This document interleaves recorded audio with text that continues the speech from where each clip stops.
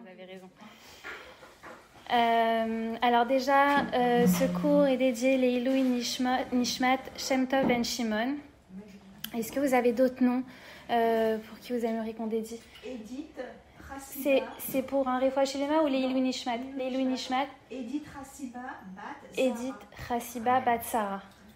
Moi c'était Shabbat, le frère de mon oncle, Jaco Ben Esther. Jaco Ben Esther. Israël Ben Esther. Israël Meir Ben Esther. Meir Ben Esther. Rosa Bat Esther. Rosa Bat Esther. Amen. Que ça puisse élever leur Neshamot. Hein? Pour Jacqueline Fila Bat Maïcha. Jacqueline Fila Bat Maïcha. Refoua Shelema parmi tous les cholim d'Israël. D'accord? Amecha Israël. Mon frère, Refoua Shelema, Shaoul Ben Mesaouda. Shaoul Ben Mesaouda. Excusez-moi, Leilui Nishmat Pinchas Ben Sarah. Leilui Nishmat Pinchas Ben Sarah. Leilui Nishmat Serge Isaac Bat Georgette. Serge Isaac Ben Georgette. Non, Refoua Shelema. Refoua Shelema. Alors voilà, qu'on n'entende que de bonnes nouvelles.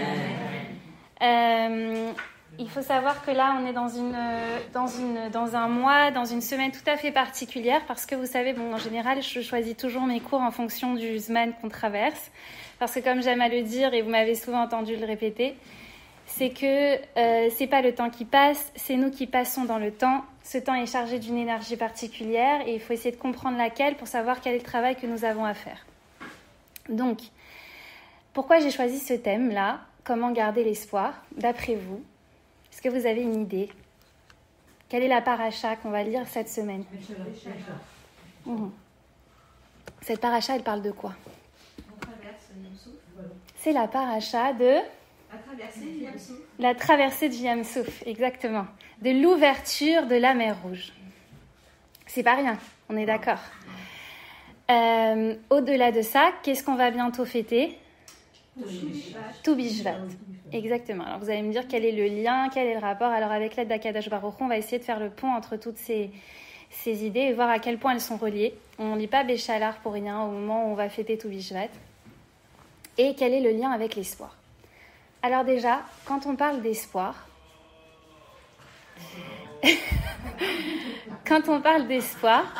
si on parle d'espoir, c'est que quelque part, il y a des espoirs. Vous êtes d'accord? Parce qu'on ne parlerait pas d'espoir si on n'était pas dans une certaine situation de désespoir. D'accord? Maintenant, qu'est-ce que ça veut dire l'espoir? C'est quoi l'espoir?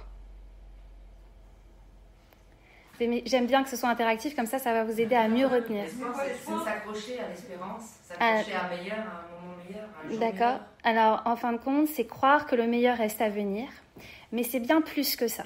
L'espoir, c'est d'attendre de l'espoir. D'avoir une que nos prières. L'espoir. Alors, non? Oui, l'espoir c'est lié à la Emouna. Tout à fait. L'espoir c'est relié à la Emouna, mais on va voir en quoi c'est différent de la Emouna. D'accord? En quoi ça se rejoint et en quoi ça diffère. Alors, déjà, l'espoir, comme vous avez dit, c'est quelque part, c'est croire en un meilleur avenir. Ça veut dire c'est croire en l'avenir, mais au-delà de croire en l'avenir, c'est cette capacité qu'a l'être humain à se projeter dans un avenir meilleur et dans un avenir positif. D'accord? Mais l'espoir, et c'est ce que j'aimerais voir avec vous, on va essayer de développer ça aujourd'hui, c'est pas seulement la croyance que l'avenir sera meilleur. C'est surtout la croyance que l'on peut faire quelque chose pour rendre l'avenir meilleur. Et ça, c'est extrêmement important et on va voir quel est le rapport avec les parachiotes, la paracha qu'on va lire, la paracha de Béchalar. C'est vrai qu'on pourrait croire, quand on lit parachat de Béchalar et les parachiotes qui sont autour de la sortie d'Égypte, que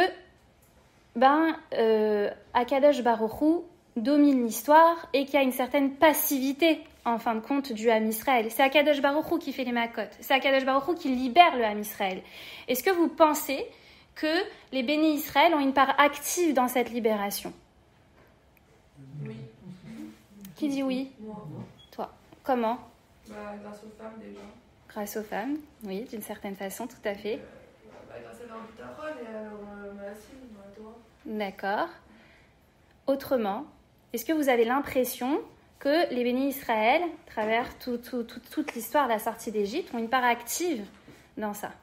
Non, on a vraiment l'impression, quand on lit, que c'est plus en lien avec cette foi à Hachem, et qu'Hachem, il domine l'histoire, c'est lui qui détruit les Mitzrim, c'est lui qui ouvre le Yam Souf, qui envoie les pieds, qui retourne l'univers, en fin de compte, pour faire sortir Am Israël.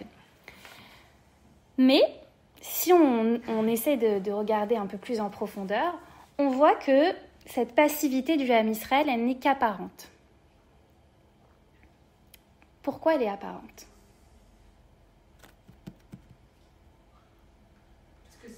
Dans la mer rouge. C'est eux qui sont... Foncez jusqu'à qu'elle s'ouvre. Ah, bravo, tu brûles là, vraiment. On va toucher du doigt les notions les plus importantes. Déjà, il faut se poser une question dans la vie. C'est que quand on est face à une situation compliquée, on a l'impression d'être face à une voie sans issue, parce que là, c'est véritablement la condition dans laquelle se trouvaient les bénis Israël.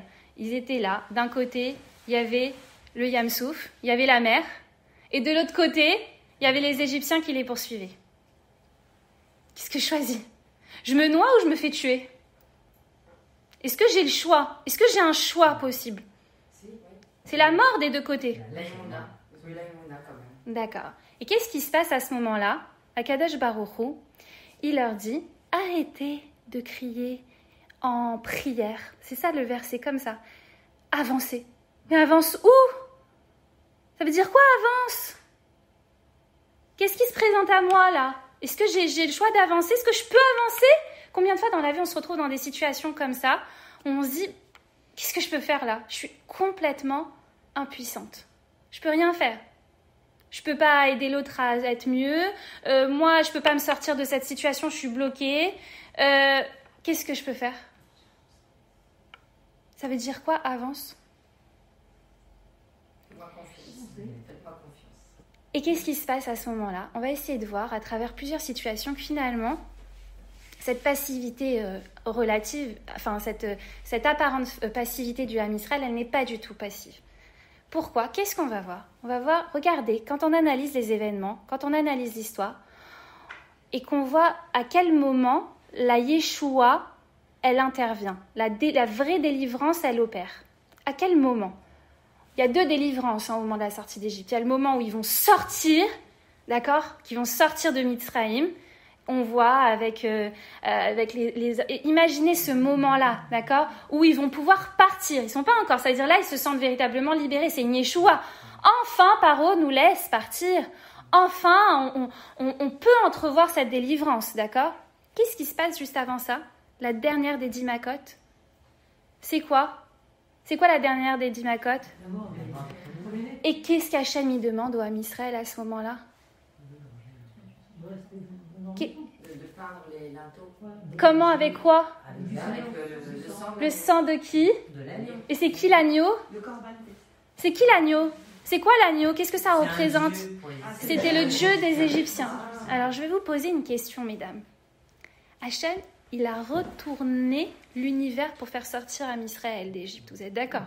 Tout est possible. Il a montré qu'il avait tous les pouvoirs. Pourquoi il demande ça au peuple juif ? Pourquoi il leur demande de faire ça ? Pourquoi il leur demande une action ? Il n'avait pas besoin de ça pour reconnaître les maisons des Mitzrim, des maisons des Yehudim. Vous êtes d'accord ? Pour pouvoir différencier, on dit les premiers-nés juifs des premiers-nés non-juifs. Est-ce qu'il avait besoin de ça ? Pourquoi il leur demande de faire ça ? Que les Égyptiens voient la différence. C'est-à-dire ?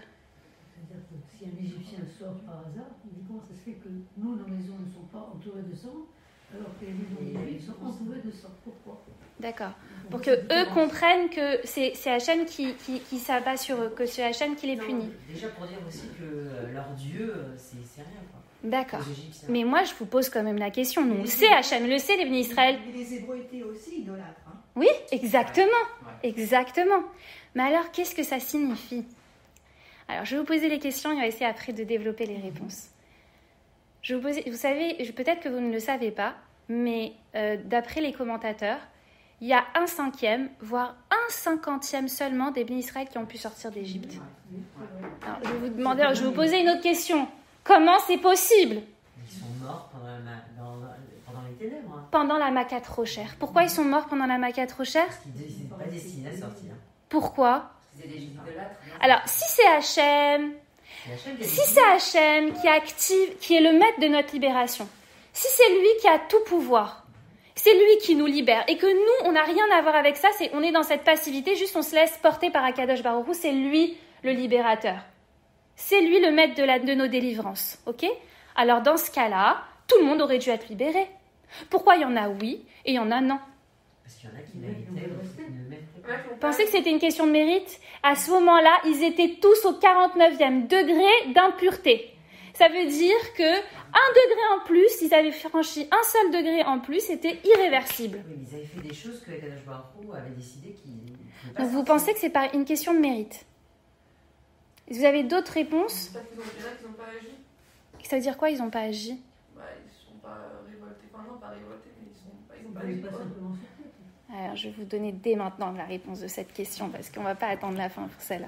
D'accord? Makat Rocher, pourquoi d'ailleurs ils sont morts pendant Makat Rocher? C'est pour pas que les Égyptiens voient. D'accord? Ok, pour pas qu'il y ait Trilou Lachem. C'est quoi ma carte? La plaie de l'obscurité. D'accord? Des ténèbres. D'accord? À ce moment-là, tous ceux qui n'étaient pas, comme vous dites, destinés à sortir, sont morts. Mais ça veut dire quoi qu'ils n'étaient pas destinés à sortir? Ceux qui sont morts à ce moment-là et qui ne pouvaient pas sortir, c'est ceux qui n'ont pas cru en la délivrance. C'est ceux qui n'arrivaient pas à se projeter. Vous savez, au moment de l'abolition de la traite des Noirs, eh bien, quand on leur a dit « vous êtes libres » aux esclaves noirs, il y en a plein qui ont refusé. Est-ce que vous le savez? Ils se sont dit « non, on préfère rester esclaves ». C'est quoi? Ouais, c'est comme. C'est quoi? C'est psychologique. C'est comme un prisonnier qui ne veut plus sortir. Mais pourquoi? Mais on essaye de comprendre le phénomène psychologique derrière. Pourquoi ils n'ont pas voulu? Non, parce qu'ils étaient pris en charge et là, il fallait qu'ils se prennent en charge. Cette incapacité à se projeter autrement, ils sont nés esclaves. Leur identité, c'était d'être des esclaves. Ils ne savent pas être autre chose que des esclaves. Quand tu leur dis tu n'es plus esclave, mais qui je suis? Où je vais?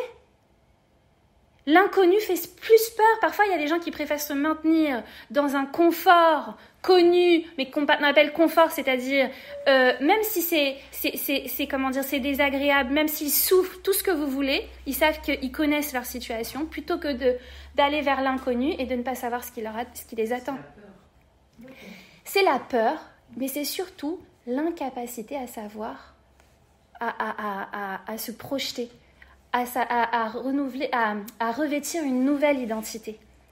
En fait, c'est vraiment tout. D'ailleurs, on voit à quel point, vous savez, tous les maasim qu'Akadosh Baruch Hu il demande au Ham Israël, c'est tellement puissant d'un point de vue psychologique pour libérer l'être humain. On ne comprend pas, on croit que les mitzvot qu'Hachem il nous donne ou il nous demande, ce sont juste des chaînes à nos pieds qui nous empêchent d'être libres, qui nous empêchent de faire telle ou telle chose, alors qu'au contraire, c'est les clés de notre libération. Et il faut comprendre quel mécanisme psychologique on est en train d'activer et pourquoi, en fin de compte, Hachem il nous demande ça. Hachem, il n'a pas besoin de nous. Il savait très bien, d'accord, où étaient les juifs des non-juifs. Il pouvait nous libérer avec ou sans notre action. Il n'a pas besoin de notre action, tout comme il n'a pas besoin de nos mitzvot. Donc pourquoi il nous le demande? Et pourquoi il a demandé aux bénis Israël de faire ça? Les bénis Israël, ils sont nés esclaves. Tous ceux qui vivent à ce moment-là, ils sont nés dans cette condition d'esclaves. Ils ont vécu dans la Touma de l'Égypte et ils idolâtraient les dieux des Égyptiens, puisque c'est ce qu'ils ont toujours connu. Hachem, il ne peut nous libérer que s'il y a quelque chose qui s'ouvre en nous déjà. Si déjà nous-mêmes, on est capable de nous libérer. Mais il va nous donner les outils et les moyens de nous libérer. Et il fallait que les bénis d'Israël, ils surmontent finalement, ils puissent revêtir une nouvelle identité. Mais il fallait que dans leur subconscient, il fallait qu'ils soient capables finalement de prendre le dessus, de sortir de cette condition d'esclave. Est-ce que vous vous imaginez cet acte qu'ils devaient faire?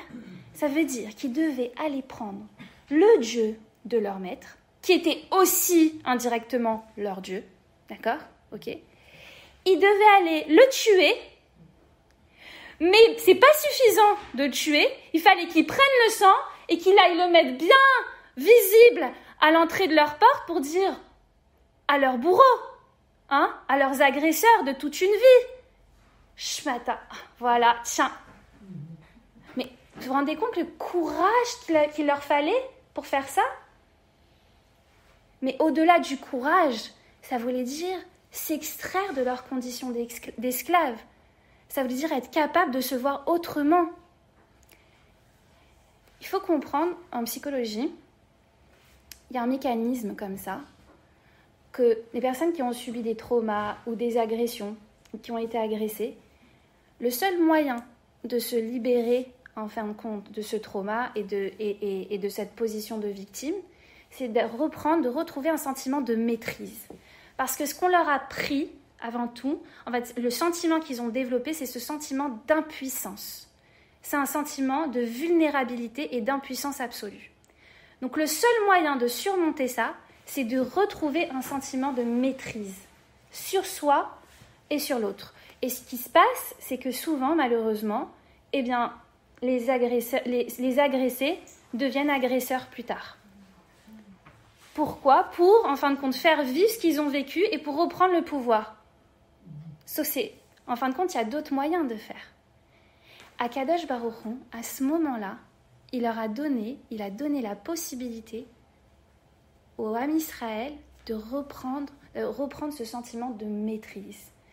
C'est-à-dire de reprendre le pouvoir et de pouvoir revêtir une nouvelle identité. Et c'était que eux qui pouvaient le faire. Personne ne peut le faire à leur place. Mais il fallait, au-delà de ça, comment ils ont pu réussir à trouver cette force de le faire? D'après vous? Après ou avant? Comment ils ont réussi déjà à ce moment-là à trouver cette force de faire cet acte-là? Encore une fois, la Emouna. Voilà, là, on parle de Emouna. Il y a 2 critères qu'on va développer qui sont liés à l'espoir. Il y a la Emouna et on va voir l'autre critère dont on a déjà commencé à parler. D'accord? Ça veut dire qu'il fallait qu'ils puisent dans leur Emouna. Mais ça veut dire quoi, puiser dans sa Emouna? Ça veut dire quoi, puiser dans sa Emouna? En fin de compte, il faut comprendre que le fait d'agir, d'accord, le fait de faire cet acte de foi, parce que c'était un acte de foi, d'accord, c'est ce qui allait aussi être le moteur, ce qui allait leur permettre de développer leur Emouna. Pourquoi Hachem, il nous demande d'agir? En agissant, c'est le seul moment où on manifeste véritablement notre foi. C'est la preuve de notre Emouna. C'est ça la différence entre Emouna et Bitachon. La Emouna, c'est quand tout va bien, d'accord? J'ai la théorie, d'accord? J'ai la théorie, je sais que Dieu c'est le maître de l'univers, je sais que c'est Dieu qui détermine ma vie, mon avenir, que tout est sur mesure par rapport à ce que je dois vivre, etc. Ça, de manière intellectuelle, je l'ai assimilé, d'accord? Mais au moment où j'ai une difficulté, est-ce que je réussis à vivre ma Emouna? Ça veut dire à me rattacher à cette foi théorique et finalement à développer suffisamment de tranquillité parce que j'ai cette Emouna et donc à traverser l'épreuve grâce à cette Emouna. C'est à ce moment-là que finalement, je vois si j'ai véritablement assimilé cette Emouna théorique. D'accord? Donc en fin de compte, l'épreuve, elle est là pour entériner, d'accord? Pour matérialiser, pour concrétiser cette Emouna théorique et pour te transformer. C'est à ce moment-là que tu changes. C'est à ce moment-là que tu grandis. En fait, vous savez, il y a un verset magnifique dans cette paracha qui dit « Vayaer et achocher ». Hachem, il a rendu lumineux l'obscurité. Alors, je vais vous poser une autre question. Ça vous interpelle pas, ce verset? Il a rendu lumineux l'obscurité. Moi, tout de suite, ça m'a sauté aux yeux. C'est ce qu'on appelle, en français, si je ne me trompe pas, un oxymore. C'est quoi? Il a rendu lumineux l'obscurité. C'est-à-dire, qu'il a fait disparaître l'obscurité, je peux l'entendre. Mais qu'il a rendu obscurité lumière, c'est plus de l'obscurité. Vous comprenez ce que je veux vous dire? C'est soit c'est de la lumière, soit c'est de l'obscurité. Mais c'est pas de l'obscurité. Alors ça voudrait dire quoi?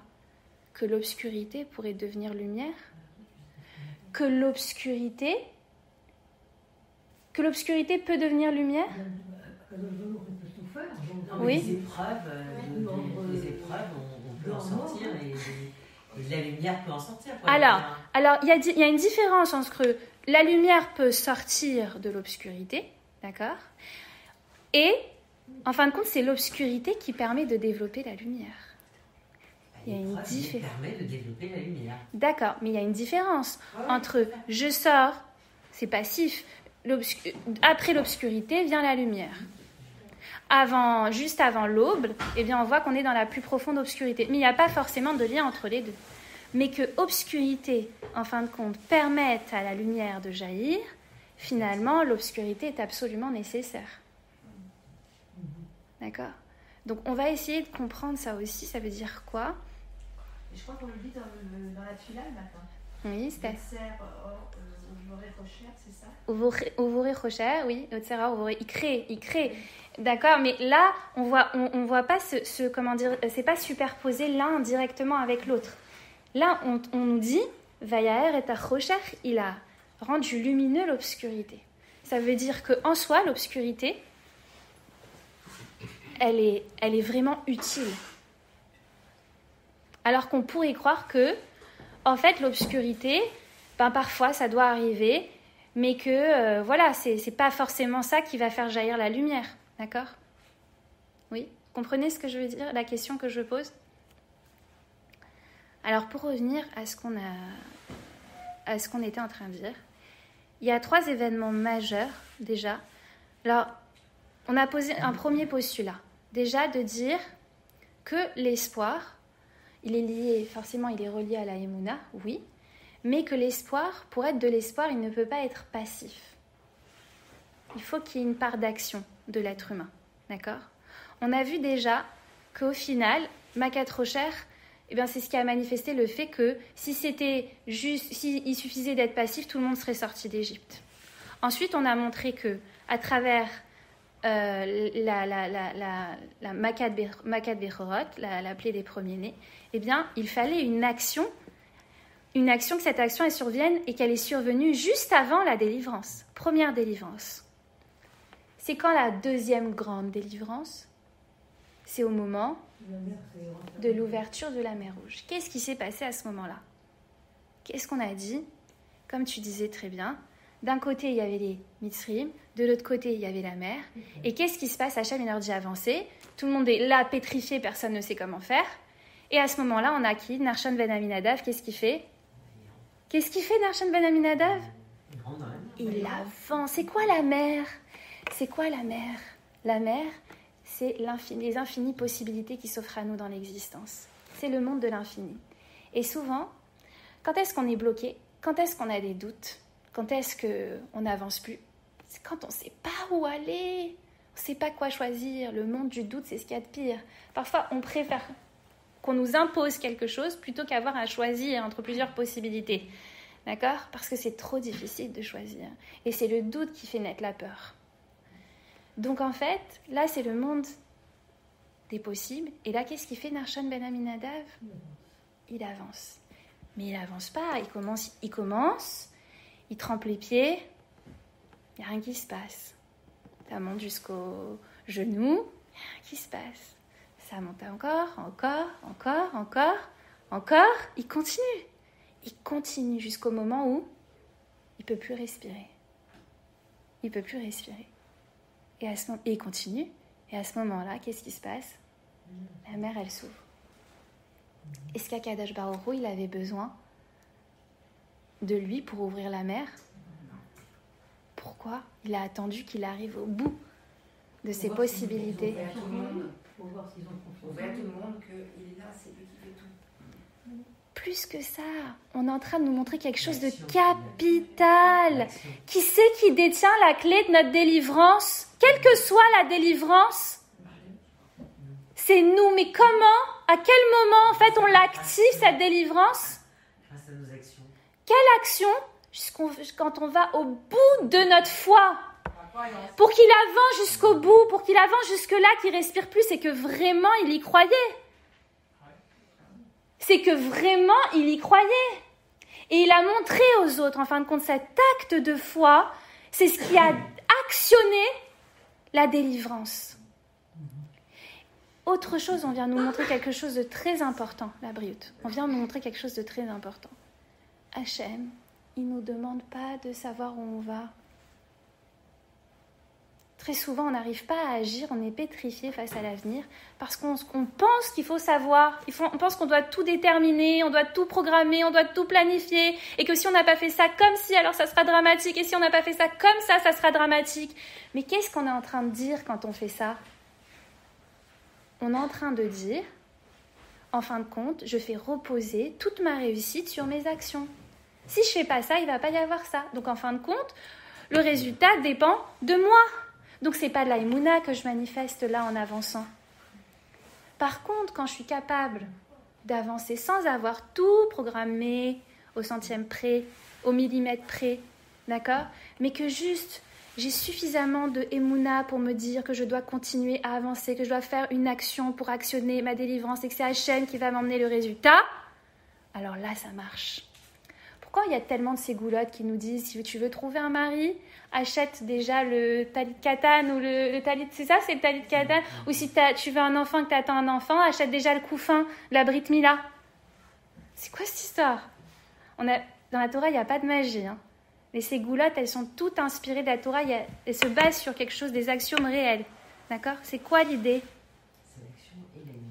C'est quoi l'idée ? Exactement, ça veut dire que quand tu achètes le couffin, quand tu es là, tu es prêt à payer pour le coup, ou que tu l'achètes, c'est qu'il est déjà là quelque part.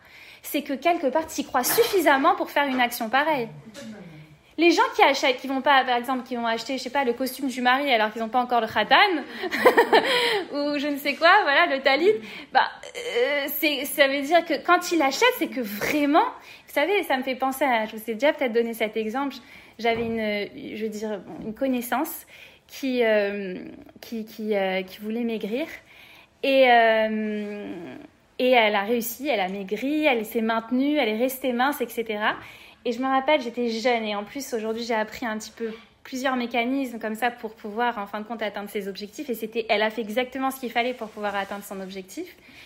Eh bien, qu'est-ce qu'elle avait fait ? Elle avait pas du tout commencé à maigrir, elle a changé toute sa garde-robe en taille 36.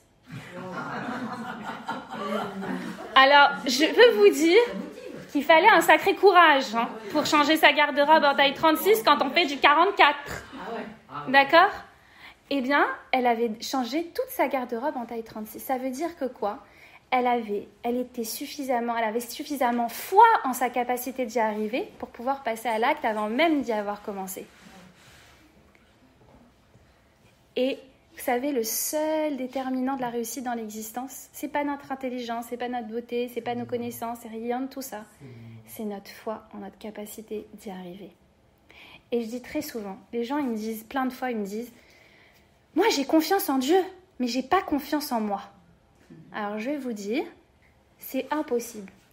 On peut pas avoir confiance en Dieu si on n'a pas confiance en soi.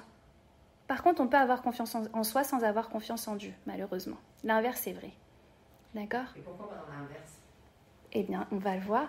Ça veut dire, c'est impossible d'avoir confiance en soi, d'avoir confiance en soi. Ah, je sais plus. Voilà. Pourquoi ? Pourquoi c'est impossible ? Parce que ça veut dire quoi avoir confiance en soi ? Ça veut dire quoi ? C'est j'ai confiance en mon intellect, j'ai confiance en ma force, Kochibet Sami a dit. Ça veut dire quoi ? J'ai confiance en moi. C'est quoi moi ? C'est quoi moi ? Chelek Hachem à l'intérieur de moi. Moi et Hachem, on fait qu'un. C'est quoi moi ? Mon essence, c'est Akadosh Baruch Hu. C'est prendre conscience qu'on dispose là de ces infinies possibilités d'Hachem à l'intérieur de chacune d'entre nous quand on veut se connecter à la source. Quand on dit j'ai confiance en moi, c'est pas j'ai confiance en ma force. J'ai confiance en moi parce que si Hachem il me redonne la vie jour après jour, c'est que j'ai quelque chose à accomplir. S'il me donne tellement de bienfaits jour après jour, même si j'ai rencontré des difficultés dans mon existence, c'est que j'en vaux la peine. En fait, c'est réussir à se reconnecter à soi. Quand Hachem il dit à Abraham, lech lecha, va, ça veut dire quoi? On traduit par quitte ta maison, etc. Lech lecha, c'est va vers toi. C'est-à-dire quoi? Aller vers soi, se reconnecter à qui on est véritablement. Au-delà de toutes les couches, la superficialité qui vient autour, etc., toutes les couches de conditionnement, aller se retrouver qui on est véritablement. Et qui on est véritablement, c'est quand on est connecté, quand on est aligné avec Hachem. C'est quand on se reconnecte à notre source. Donc on ne peut pas avoir confiance en Dieu et ne pas avoir confiance en soi. Quelque part, c'est insulter Hachem. C'est insulter la part d'Hachem en nous. Alors, pour revenir à ce qu'on disait, on a dit dernier élément de cette triade. Là, on a parlé de Rochar, on a parlé de Makat Bechorot, et là, on a parlé de l'ouverture de la mer Rouge. D'accord? On va revenir dessus, mais je voudrais faire le pont maintenant avec Tou Bishvat. Vous allez me dire quel est le rapport avec Tou Bishvat. Tou Bishvat, c'est en soi véritablement la fête de l'espoir. Je vais dire, il y a deux conditions. En fin de compte, on va essayer de comprendre. Enfin, on a vu que l'espoir, c'était relié à la Emouna et c'était relié à cette part active de nous pour pouvoir actionner, en fin de compte, la délivrance. D'accord? Mais, en fait, quand on regarde le monde, la nature au moment de Tou Bishvat, qu'est-ce qu'on voit? Qu'est-ce qu'on observe? Rien. C'est mort, comme on dit. On voit là, sur les branches, il n'y a pas de feuilles, tout est vide, hein, tout est vide. On a l'impression que c'est la fin de tout, quoi. Et pourtant, on connaît le cycle maintenant des saisons, et on sait que qu'est-ce qui suit l'hiver? Le printemps. Et qu'est-ce que c'est le printemps? Le renouvellement de la nature. Mais on voit que pour que le printemps arrive, il faut qu'il passe par l'hiver. Et que l'hiver est nécessaire. D'accord? Et qu'en fin de compte, qu'est-ce qui se passe pendant l'hiver? Eh bien, déjà, il y a un processus interne qui est en train de se jouer, qui est invisible à nos yeux, complètement invisible à nos yeux. Mais en fait, la sève est déjà en train de monter dans les arbres. Il y a plein de choses qui se préparent comme ça sous la terre. Est-ce que vous avez déjà vu, moi j'ai étudié ça en biologie avec ma fille, qu'est-ce qui se passe quand on plante une graine?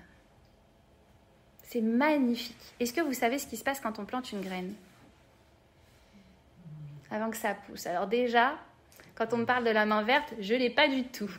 Hein? Mais vous savez que pourquoi je ne l'ai pas et pourquoi beaucoup n'en ont pas, d'accord? Pourtant, on plante la même graine et ça devrait faire pousser la même chose, d'accord? Alors, en fait, il faut y croire.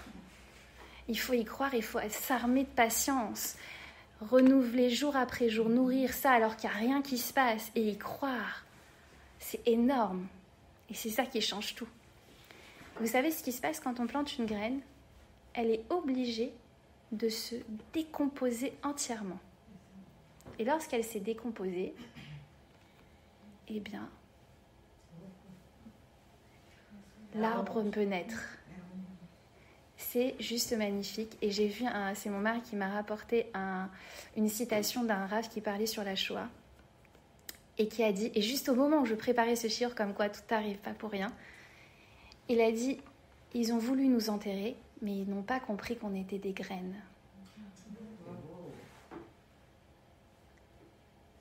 La force de la graine, c'est quoi en fin de compte? C'est dans la décomposition qu'elle fait naître l'avenir. Et finalement, c'est l'obscurité qui devient la plus grande des lumières. C'est ça, et à travers la nature, on a tellement à apprendre. Mais c'est pas seulement la nature, en fait. Il faut comprendre que toute la réalité physique autour de nous, elle a son pendant métaphysique.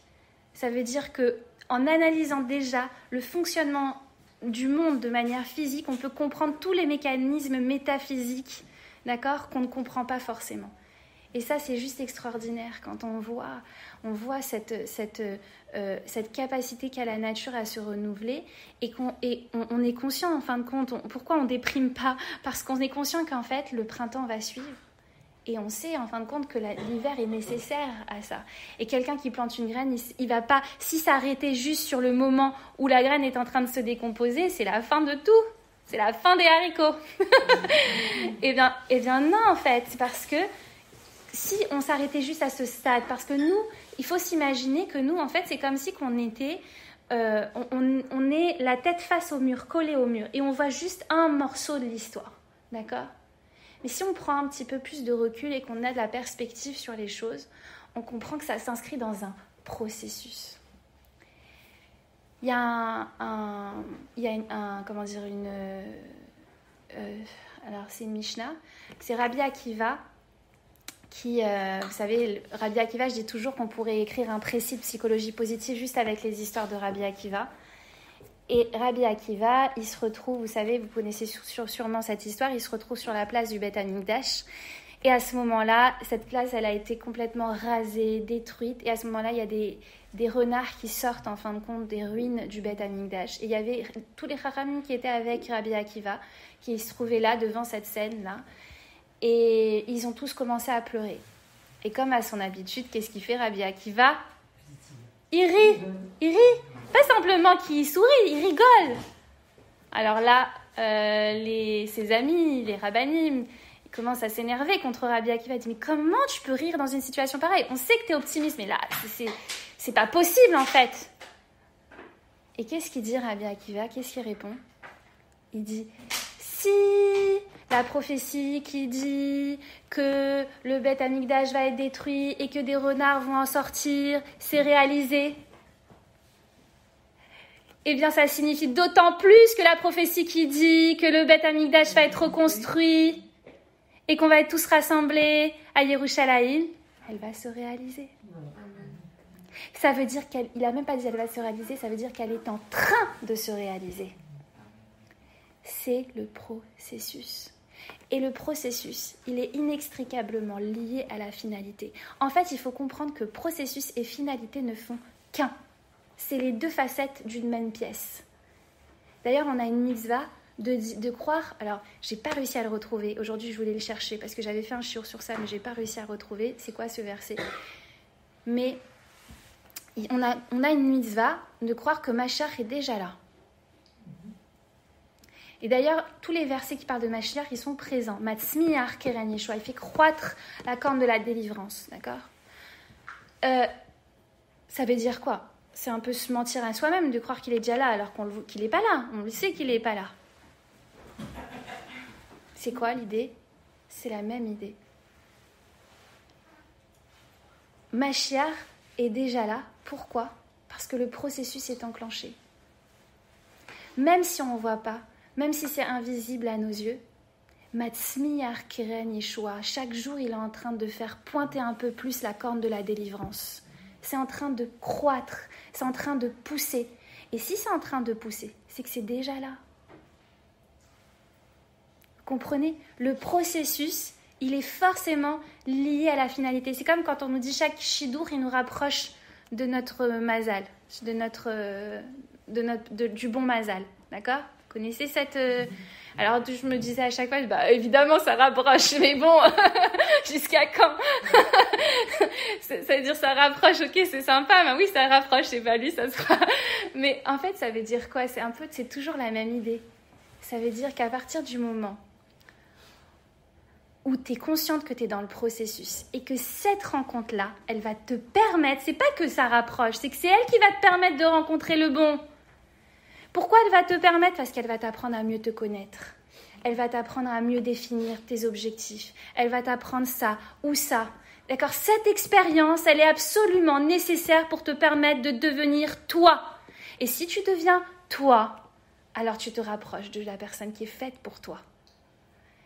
C'est exactement la même chose. Mais si on ne tire pas des leçons de ces expériences, si on ne comprend pas qu'on est dans le processus, si on ne croit pas en l'avenir, rien ne peut advenir. Et il faut comprendre que oui, il faut espérer, mais il ne suffit pas d'espérer. Il faut agir avec foi. Et c'est cette action-là qui va actionner la délivrance. C'est elle qui va actionner la délivrance. Maintenant, je voudrais vous faire le pont avec, vous allez me dire quel rapport, mais ça a tout rapport. Le maté, c'est quoi le maté? Le bâton de Moshe Rabbeinu. Alors j'ai dit c'est très intéressant parce qu'on l'aborde dans Parashat Béchalar et le bâton, la branche, c'est la nature. Donc c'est Shvat, Toubi Shvat, et c'est aussi, c'est un peu cet outil de la délivrance, d'accord? J'aime vous poser des questions, vous le savez, pour faire fonctionner vos... Eh bien, je vais vous poser une autre question. Pourquoi on avait besoin d'un bâton pour faire les miracles? Pourquoi Kadosh Baruch Hu, il a donné un bâton à Moshe Rabbeinu? Moshe Rabbeinu, c'est Harry Potter? Il a besoin d'une baguette magique, en fait? Il a besoin de faire de la sorcellerie? De jeter son bâton à terre qui se transforme en serpent? C'est quoi ça? On est où, là? Il faut savoir que d'ailleurs, tout est puisé de la Torah. Mais c'est quoi cette histoire? Vous êtes d'accord? Est-ce que vous savez toute la symbolique extraordinaire du maté de Moshe Rabbeinu? Bon, alors je vais essayer de vous l'expliquer avec l'aide d'Akadosh Baruch Hu. Et il faut savoir que je tiens à cette explication de Rav Akiba Tatz, que j'aime beaucoup. Je lisais un livre comme ça, Shabbat dernier, sur autre chose, et je suis tombée en fin de compte sur toute la symbolique du maté, et qui était en lien avec ce shiur, tout à fait en lien avec ce shiur. Alors, c'est quoi ce bâton de Moshe Rabbeinu? Quand est-ce qu'il apparaît? Et qu'est-ce qu'il fait ce bâton de Moshe Rabbeinu? Alors, dites-moi. Il va voir Paro avec, d'accord? Et qu'est-ce qu'il fait? C'est lors de la première des 10 plaies. Qu'est-ce qu'il fait? Il prend le bâton et Hacham, il lui dit qu'il ne va pas le croire. Et qu'est-ce qu'il va faire? Il va prendre le bâton, il va le jeter au sol. Et qu'est-ce qu'il va faire, ce bâton? Il va se transformer en serpent. Et qu'est-ce qui s'est passé à ce moment-là quand il a fait ça devant Paro? Les serpents a mangé le serpent. Il a ri au nez de Moshe Rabbeinu. T'es un novice. C'est un tour de débutant. Il appelle des enfants de 3-4 ans et leur dit « Venez ici, montrez à Moshe Rabbeinu ce que vous savez faire. » Et là, des enfants, des gamins de 3-4 ans, ils refont le tour comme si de rien n'était. Je dis « Mais là, t'es dans le marché de la sorcellerie. Qu'est-ce que tu viens de nous faire un tour pareil ?» Et à ce moment-là, qu'est-ce qu'il fait Moshe Rabbeinu? Qu'est-ce qu'il fait? Il reprend, il attrape le serpent par la queue. Il redevient bâton. Et à ce moment-là, le bâton de Moshe Rabbeinu, bâton, pas serpent, il mange tous les autres serpents à terre. Un bâton. Bâton. Ça a une bouche, un bâton. Et là, tout le monde est scotché. Et c'est sûr que là, personne ne peut suivre. Alors, c'est quoi ça? Qu'est-ce qu'on vient de nous apprendre? Et c'est quoi toute la symbolique de cette mésaventure extraordinaire? Bon, le maté, ça représente quoi? Le maté, comme je vous ai dit, c'est une branche. D'accord? Quand on parle de branche, on parle d'arbre. À la base, il y a un tronc, et puis, il y a... Maté, ça vient de léhatot. Et léhatot, ça veut dire quoi en hébreu? Dévier. Dévier. C'est quand il y a une déviation, il y a un embranchement. D'accord? Le bâton, il dévie du tronc, mais il tire sa vitalité du tronc. Par contre, on peut casser la branche. On peut la déconnecter de son tronc. Ça devient un maté. Et qu'est-ce qu'il fait avec ce maté? Quand il l'a dans les mains, c'est un maté. Et le maté, ça symbolise... Un bâton, ça symbolise quoi? La rectitude. C'est droit, c'est simple, direct. Quand il le jette à terre, qu'est-ce qui se passe? Ça devient un serpent. Qu'est-ce qui qualifie un serpent? C'est quoi un serpent? C'est sinueux. C'est extrêmement sinueux. Et vous savez que c'était pas seulement sinueux, le serpent, c'est diabolique. Hein. C'est vrai que quand on se représente le mal, c'est le serpent. D'accord? On raconte dans les versets que c'était terrifiant. c'était un film d'horreur, c'était une image comment dire, une apparition d'horreur à ce moment-là. C'était tellement terrifiant quand il se transformait en serpent. C'est pas les serpents voilà, qu'on peut observer c'était vraiment comme dans les films d'horreur, quoi. Et à ce moment-là, Moshe Rabbeinu, il avait qu'une envie, c'est prendre les jambes à son cou et de courir et de fuir. Il avait envie de partir. C'était horrible pour lui. Et là, Kadosh Baruch Hu, il lui demande de surmonter sa peur. Et il lui dit quoi? Il lui dit quoi? Il lui dit, attrape-le par la queue. Il l'attrape par la queue, il redevient bâton. Et à ce moment-là, il avale tous les autres. Alors ça veut dire quoi? En fait, il faut comprendre, comme je vous ai dit, ça veut dire quoi? On jette le bâton à terre. Quand on est connecté à la source, quand on est connecté à soi, comme on l'a développé tout à l'heure, quand on est connecté à la racine de tout, on a cette foi, on puise dans cette foi qui leur a permis au Béni Israël d'agir au moment de Makat Bechorot, d'accord? Eh bien, le chemin devant nous, il est clair, il est droit, il n'y a plus de doute. Le doute, il naît quand? À partir du moment où on est déconnecté d'Akadosh Baruch Hu. On pense qu'on est seul devant l'immensité des choix qui s'offrent à nous, devant cette voie fermée. On pense que la vie nous mène dans l'obscurité. D'accord? On pense que c'est la fin parce qu'on est déconnecté d'Hachem. On a oublié qu'il est là, qu'il est présent avec nous, qu'il nous aime, qu'il nous dirige. On est déconnecté de la source. Et donc, quand on est connecté, c'est clair, c'est limpide. On n'a pas besoin de savoir même où on va. On a juste à se laisser porter et diriger. Mais quand on jette à terre le pâté, ça veut dire quoi? On le jette à terre. On le coupe en fin de compte de sa source. Qu'est-ce qui devient? Un serpent sinueux et terrifiant. Combien je vois de personnes qui ont tellement de peur. La peur, en fin de compte, les empêche de vivre véritablement. D'accord? La peur de l'avenir. Ils ne peuvent pas profiter du moment présent par peur de l'avenir. Qu'est-ce qui peut arriver? Qu'est-ce qui va arriver? Qu'est-ce qui va être? Et si ça? Et si ça? Ce manque de confiance, de sécurité interne, d'avoir intériorisé cette confiance, en fin de compte, ça les brise dans l'existence. Ils sont incapables, ils sont pétrifiés, ils sont figés. Et en fait, là, qu'est-ce qu'il dit? Là, on est face à toutes ces peurs qu'on peut avoir, nous, en tant qu'êtres humains. C'est quoi ce serpent-là diabolique, d'accord? Ce serpent-là qui prend des femmes, vraiment... Et c'est vrai que les peurs qu'on a, elles sont réelles pour nous, d'accord? Elles sont réelles, elles sont vraiment ancrées en nous. Comment on fait pour faire face à ces peurs, mais qui sont quelque part uniquement des projections, qui ne sont que des illusions, d'accord? Des projections négatives du futur, d'accord? Comment on fait pour faire face à ces peurs? Kadosh Baruch Hu, il lui dit, attrape-le par la queue.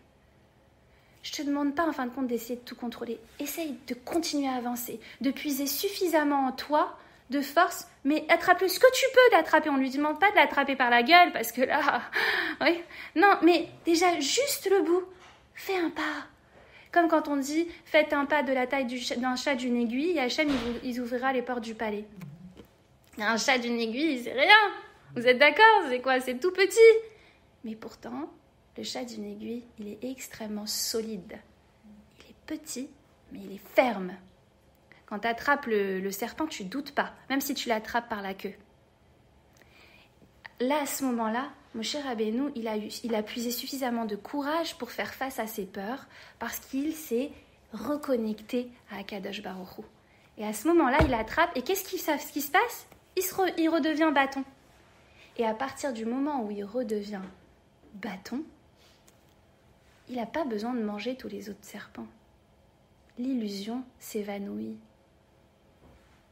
Parce que nos peurs ne sont que des illusions.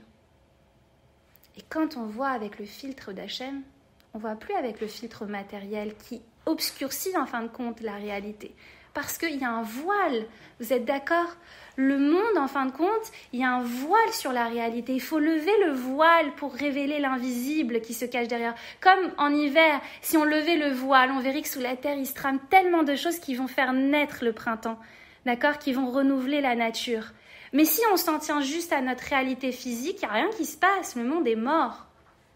Il n'y a rien.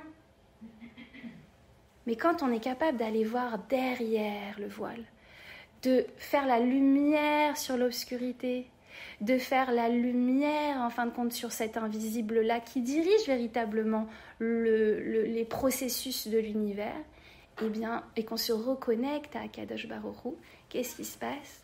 Tout devient clair. Et c'est ça, en fin de compte, toute la symbolique du maté, eh bien, elle n'a plus besoin, ce bâton, il n'a plus besoin, en fin de compte, de manger ni de quoi que ce soit, ben, l'illusion s'évanouit. Voilà, donc je trouvais ça très intéressant de mettre en lien avec ce qu'on a développé aujourd'hui. Donc si on doit retenir, alors je vais vous mettre à l'exercice, comme ça c'est vous qui allez résumer. Qu'est-ce qu'on doit retenir de ce qu'on a dit ce soir? Avec quoi vous allez ressortir d'ici? C'est quoi l'espoir? On a dit quoi? C'est l'action de la Emouna. Ah, bravo, ça rejoint. Alors, il y a deux pendants à l'espoir. On a parlé de deux choses qui sont reliées, d'accord? Mais c'est deux actions très importantes, en fin de compte, pour réussir à développer l'espoir et à activer la délivrance. Parce que l'espoir, il est là, pas pour qu'on ait espoir, parce qu'on veut que ça change, d'accord? Donc, les deux axiomes, c'est quoi? C'est de comprendre que l'espoir, eh bien, il ne peut pas être passif, d'accord? L'espoir, il doit puiser sa source effectivement dans la Emouna, d'accord? Dans la foi, d'accord? Dans cette confiance en Akadosh Baruch Hu. Mais pour en fin de compte développer cette confiance et pour activer la délivrance, eh bien, il faut agir, faire un acte de foi. Et c'est cet acte de foi, aussi petit soit-il, d'accord? Qui va manifester notre confiance, qui va nous permettre de nous reconnecter à nous et qui va faire qu'Hachem, il pourra actionner la délivrance, parce que c'est nous qui détenons le pouvoir de la délivrance. Hachem a le pouvoir que nous lui donnons. Il a tous les pouvoirs, mais il a le pouvoir dans notre vie que nous lui donnons. Et c'est ce qu'on dit quand on fait Ashtriya Vevetecha l'après-midi. Il y a une petite phrase au-dessus, je ne sais pas si vous l'avez déjà lue. Moi, elle m'a beaucoup inspiré, cette phrase. Que ta bonté se déverse sur nous à la mesure de la foi que l'on met en toi. La bonté d'Hachem qui peut déverser dans notre vie, elle est proportionnelle à la Emouna que l'on met en lui. Et tu parlais tout à l'heure, tu disais que ça dépendait de nos mérites. Ça ne dépend absolument pas de nos mérites. Tu as dit à un moment donné qu'en fin de compte, c'était ceux qui étaient méritants qui ont pu sortir. Et qu'en fin de compte, c'était les non-méritants. Non, si on devait être méritant pour qu'Hachem il nous envoie ce qu'il avait à nous envoyer, on n'aurait rien, d'accord? On n'a pas besoin d'être méritant, dans le sens bien sûr qu'il faut essayer de développer au maximum nos mérites. Mais heureusement qu'Hachem il ne se base pas sur ça. C'est à la hauteur de la Emouna que l'on met en lui. Que l'on fasse plus, que l'on fasse moins, c'est notre Emouna qui compte. Ça veut dire que si tu as suffisamment confiance, eh bien, il actionnera les canaux de l'abondance proportionnellement à la confiance que tu mets en lui. Donc, c'est nous, en fin de compte, qui détenons la clé. C'est nous qui pouvons actionner cette délivrance. Il faut suffisamment y croire. Et il faut suffisamment croire en lui, il faut suffisamment croire en soi pour agir. Parce que comme je vous ai dit, la foi en Akadosh Baruch Hu, elle est liée, elle ne fait qu'un avec la foi que l'on a en nous-mêmes. D'accord?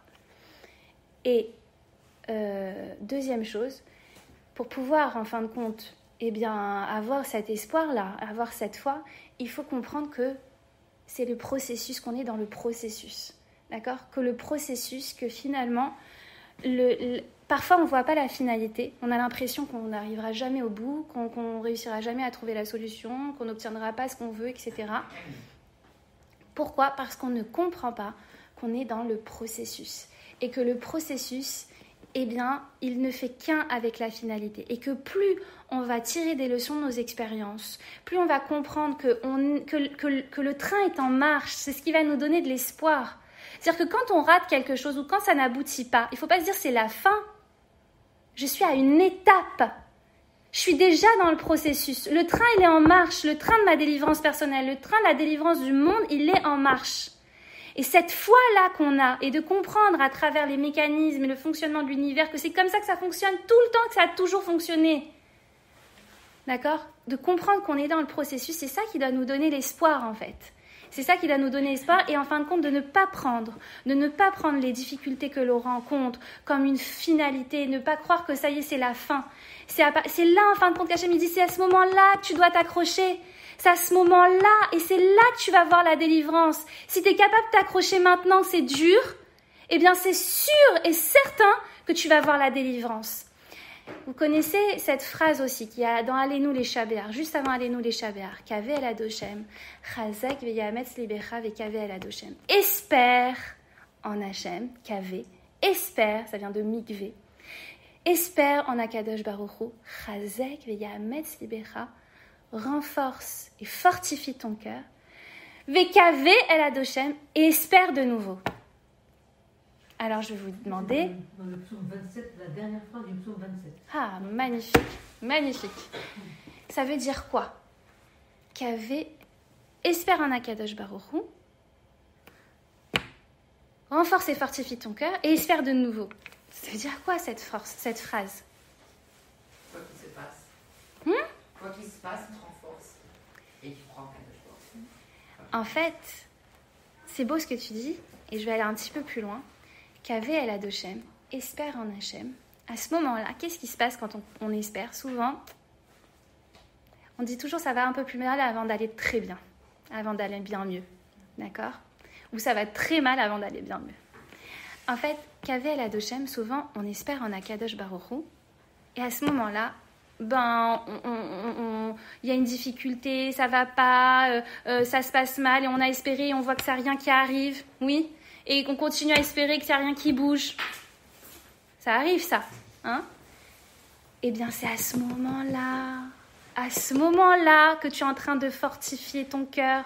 C'est à ce moment-là que tu es en train de construire ton lien à Akadosh Baruch Hu. C'est à ce moment-là que tu es en train de croître. C'est à ce moment-là que tu es en train de grandir. Si à ce moment-là, tu t'accroches, Chazek, tu te renforces, tu t'accroches, c'est là que tu fortifies ton cœur. C'est là que tu fortifies ton lien. Et là, tu peux de nouveau espérer et voir la délivrance. La récompense à la Emouna, c'est pas d'obtenir ce qu'on veut, c'est plus de Emouna. C'est qu'il faut comprendre que les épreuves, à chaque fois, elles sont là pour fortifier le lien. C'est comme un couple, d'accord? Quand tout va super bien, c'est facile d'aller bien dans le couple, d'accord? Mais quand on est face à des difficultés et qu'on est solidaire l'un de l'autre et qu'on se soutient, c'est là où on développe un vrai lien. C'est là où on développe un lien profond l'un vis-à-vis de l'autre. Et finalement, ces épreuves-là, c'est ce qui vont nous permettre de continuer la route et d'affronter vraiment la vie. D'accord? Mais ceux qui n'ont jamais affronté de difficultés et qui, soudainement se retrouvent face à une grosse difficulté, souvent ça se brise. Pourquoi? Parce qu'ils n'ont jamais construit ce lien. Ils n'ont jamais fortifié ce lien.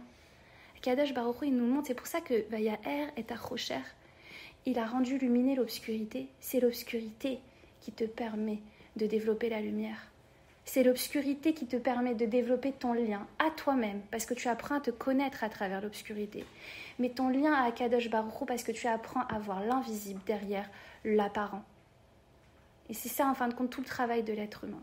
Voilà, qu'on puisse réussir à faire ce travail et à développer l'espoir et à agir avec espoir.